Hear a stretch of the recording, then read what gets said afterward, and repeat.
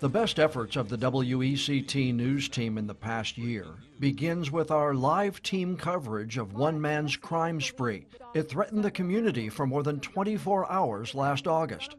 Our crews reported live from the scenes. All four of those incidents are just happening within the past 24 hours, 3 of them in Wilmington city limits, 1 of them this afternoon in Wrightsville Beach. Now, the string of random acts of violence in our community started last night around 5 o'clock when there was a shot spotter activation that was on Dixie Avenue. About an hour later, there was a shooting on Lake Avenue near Roland Grice Middle School. 1 woman was hurt in that drive-by shooting. And then we're told that officers worked throughout the night and this morning to get suspect information just from those 2 incidents. Just after 12 o'clock this afternoon, another shooting and kidnapping happened in Wrightsville Beach. Earlier today, there was a cleaning lady in the house down the street. She brought her children with her. She saw a black sedan in the street. She didn't see a driver's license. She didn't think anything of it. Maybe the guy just wanted to park there for free. And she was shoved into that room and abducted. She was zip tied and she was assaulted.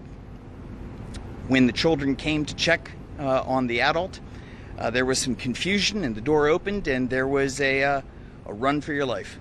We cut into programming and live streamed crucial updates from investigators to keep audiences aware of the threat to public safety. The suspect then took to his feet and started fleeing. He began firing multiple rounds at the pursuing officers on Market Street. As I said earlier, 3 New Hanover Sheriff's deputies and 1 Wilmington police officer returned fire. The suspect was shot multiple times and killed. No officers or members of the public were injured as a result of the gunfire. That area of Market Street is closed off at this point. The suspect is deceased. No members of law enforcement hurt in this incident. And that is best a short version of what happened yesterday and today in New Hanover County, Wrightsville Beach, and the city of Wilmington. Hurricane Idalia had weakened from Cat 4 strength when it arrived in southeastern North Carolina in late August of 2023. Our live coverage on air and on our digital channels made sure viewers were aware and prepared for the threat. It's getting worse, really, John, as the tides, the king tides have flooded. This is the intersection of Pelican and Canal. We're at the Scotchman right across the street from Canal. You can see that we're in over 1 foot of water here in the middle of the roadway. It's definitely impassable. This is why officials have said don't come out on the road. This is the Canal bulkhead here, and as you look up the road this way, winds have really started to pick up. The road is impassable, basically from here all the way down to the north end of the island. But it isn't just the threat from below. Take a look at this video. This we shot just a little while ago down in Myrtle Grove. This is just south of Golden Road in the Myrtle Grove area. 2 massive live oak trees fell across Myrtle Grove Road, making it impassable. One of those trees falling right on top of this SUV. I'm told that the driver of the vehicle was transported to Novant Hospital, his condition unknown, but it's just another reason why officials are urging people to not be on the roadways. As you know, we're expecting more rain throughout the night this evening, and the winds and the saturated grounds make it possible for even more trees to fall. So just encouraging people to stay off the roadways tonight.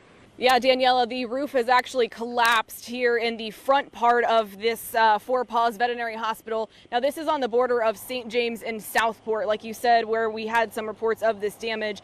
And there was also a tornado warning issued for this portion of St. James in the 6 o'clock hour. Now, our photographer giving you a look up top, you can see where part of that roof is ripped off. I also want to show you part of this window because this window has completely cracked, and this is all part of this storm damage. I do want to give you a look inside that building right now if we can get that picture pulled up. A viewer submitted this picture for us, and this is just the front part of this building. Now, this business here, they actually have 2 units in this business park right here. To keep families safe ahead of this year's hurricane season, WECT's First Alert Weather Team went live with Weather Alert Wednesday, offering to program potentially life-saving weather radios for free. Some individuals brought their existing weather radios just to make sure they're programmed correctly to alert to severe weather. That works in conjunction with the WECT weather app, and so often severe weather, tornadoes, what have you, operate in conjunction with tropical storms and hurricanes. And that's why we were here today, because hurricane season, of course, officially begins on June 1st. The award-winning WECT Investigates team uncovered a violation of state law by one of New Hanover County's commissioners. We discovered the board's chairman, Bill Rivenbark, had used his county email account to campaign for votes in November. Rivenbark sent 2 simple replies saying, quote, "Remember to vote in November for Dane and I, thanks," and quote, "Remember to vote for Dane and I in November." Political experts say because Rivenbark sent those responses through his government email, it's a violation of state law. A fair reading of state law would say that the political use of government emails by county officials is prohibited. Commissioner Jonathan Barfield Jr. says, quote, "It is truly disappointing that our county commission chair chose to violate principle and the rules around campaign finance laws. This is something county employees are strictly forbidden to do. We should all know better." We obtained doorbell camera video showing deputies raiding the wrong home in Pender County, terrorizing a family and leaving damage behind. Ground, lay with your hands out. Crawl to me.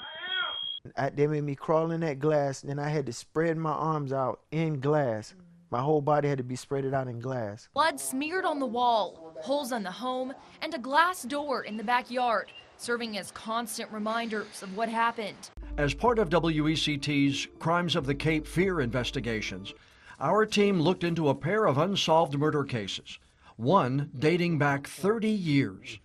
Family members of the victims pleaded for new information that could lead to an arrest.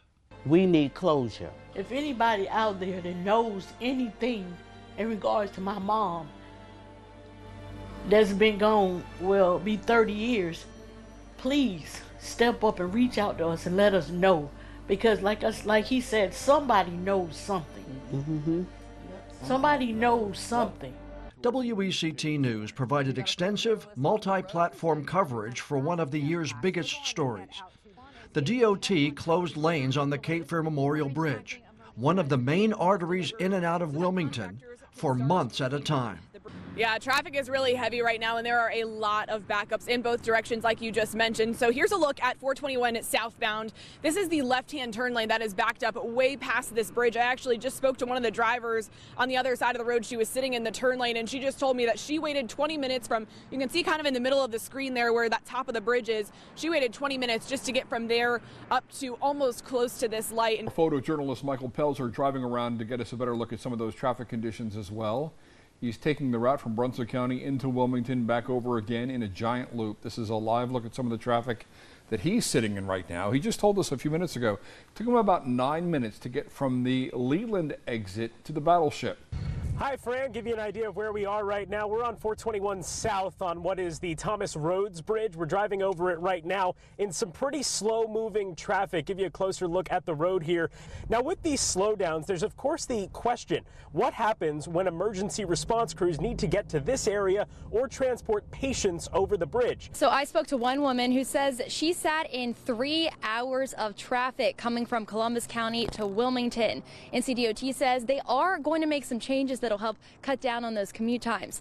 WECT's First Alert traffic team provided constant updates on detours and created special pages on our website and news app to keep drivers updated on road conditions. Now, if you're heading on 17 towards NC 87, that'll drop you off on 3rd Street or MLK. That's going to take you about 26 minutes. WECT provided live team coverage of President Joe Biden's visit to Wilmington in May. And we were the only television news station in the market to produce and live stream candidate forums to better educate voters ahead of the November election. And what today is all about is giving all of those students who went through Williston Junior High School and then got to Williston Senior High but never got the chance to graduate from this building, the opportunity to get that graduation that they missed back in 1968. It helped in their healing because they've dreamt for years about walking across this stage.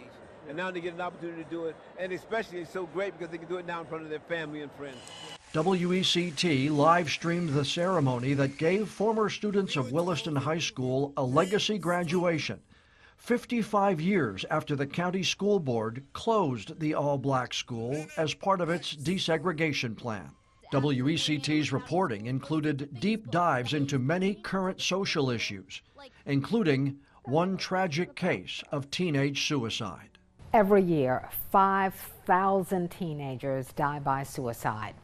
2 years ago this month, Parker Summerall, who was just 16 years old, was one of them. So I walked across the hall to his bedroom, and his door was closed, which was not unusual, but when I reached for it, it was locked. Jeff knew then something was wrong. He got in the room, and that's when he saw Parker with a self-inflicted gunshot wound.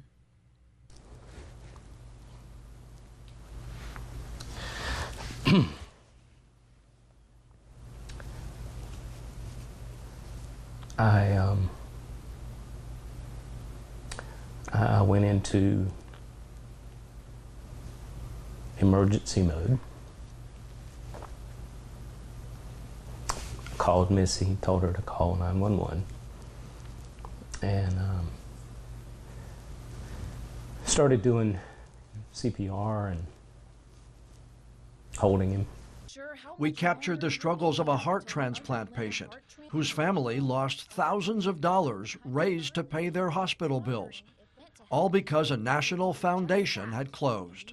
Family and friends donated $7,000 in Price's name to help cover his post-op care, money that went to the National Foundation for Transplants. But the Memphis-based foundation recently announced its closing without dispersing money to patients. It's Duke, and they recommended it, and it's a transplant foundation, so you think they're going to take care of you and care.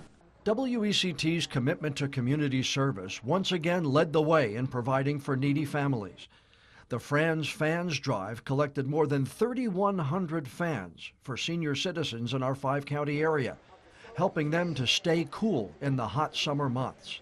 The Weller's Wheels Holiday Smiles Toy Drive delivered hundreds of donated bicycles to the Salvation Army to become presents for needy children on Christmas morning. Community Classrooms spotlighted projects from local teachers, asking the community to help fund these efforts to provide materials for students. The Minnesota Twins select Walker Jenkins. He actually called his name. Like, this is just amazing that my son's name was just called on national TV for the draft. An outfielder from South Brunswick High School in Southport, North Carolina. It's surreal. It still feels surreal. It feels like it's just I still feel like I'm a little kid that's just playing baseball. A high school senior realized his dream, and WECT News chronicled the start of Walker Jenkins's pro baseball career. WECT's coverage of high school sports included a trip with the Hoggard High football team as they played for a state championship in December. It's meant the world to me. I mean, I wouldn't trade our group for any other team in the state or the country. I mean, I've had such a great time this year. All the memories, just irreplaceable. Live coverage of breaking news on all platforms, uncovering misdeeds by elected officials and agencies sworn to protect the public. Team coverage of tropical systems and taking action to keep people alert to potential severe weather. Providing up-to-date information on road safety and traffic conditions during critical situations. Serving the community and improving lives with campaigns for essential items. We believe those efforts and many others make WECT worthy of being named Outstanding News Operation in Division 2. This is WECT News.